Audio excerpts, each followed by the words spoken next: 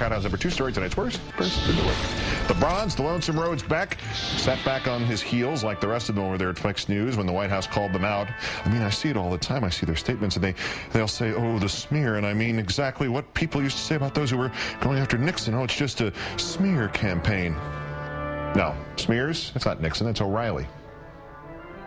If you can't beat them, smear them. So you got these smear merchants, smear tactics, smear merchants. They're smear merchants smearing anyone. Glenn Beck has been smeared. Smear machine, he's smeared by smear merchants. Smear website, smear factory. To smear us with. There was some smearing going on at smear sites. Smears, smear merchants, and smeared the three of us. Smear. For my trouble, I was smeared twice. We knew that MSNBC or a bunch of smear merchants, the smear stops here. It's even funnier if you think of smear as a euphemism for another word. By the way, as they climb up on their crossover there, just ask yourself this.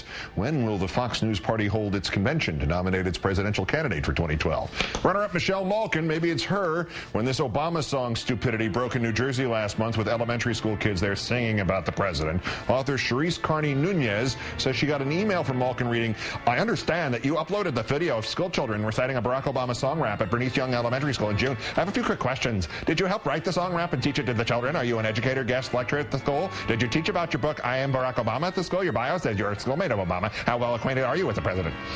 That was at 6:47 in the morning. By nighttime, Malkin and the Lunatic Fringe had decided Carney Nunez was responsible for the song and whichever plot their fevered little paranoid minds saw behind it. She received death threats and hate-filled voicemails, all thanks to the total, mindless, morally bankrupt, knee-jerk, fascistic hatred without which Michelle Malkin would just be a big mashed-up bag of meat with lipstick on it. Ms. Carney Nunez had nothing to do with the song.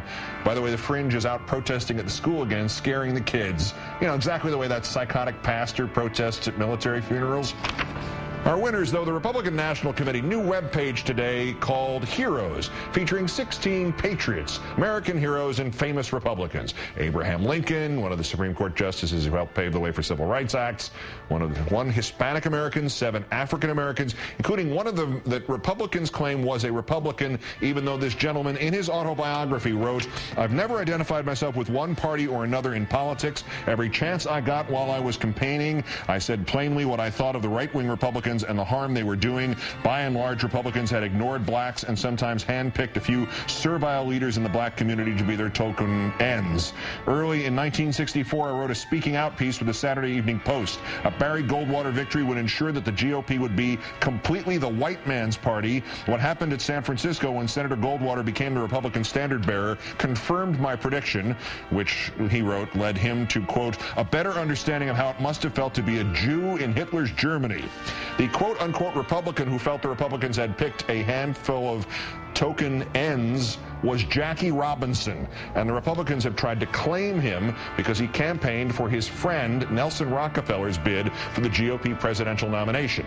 Today, the Republicans would not let Rockefeller into their party, let alone into their convention, and as to Jackie Robinson, well, of course, they'd be calling him the original affirmative action infielder, wouldn't they? The folks at the RNC Heroes webpage, today's worst persons in the world.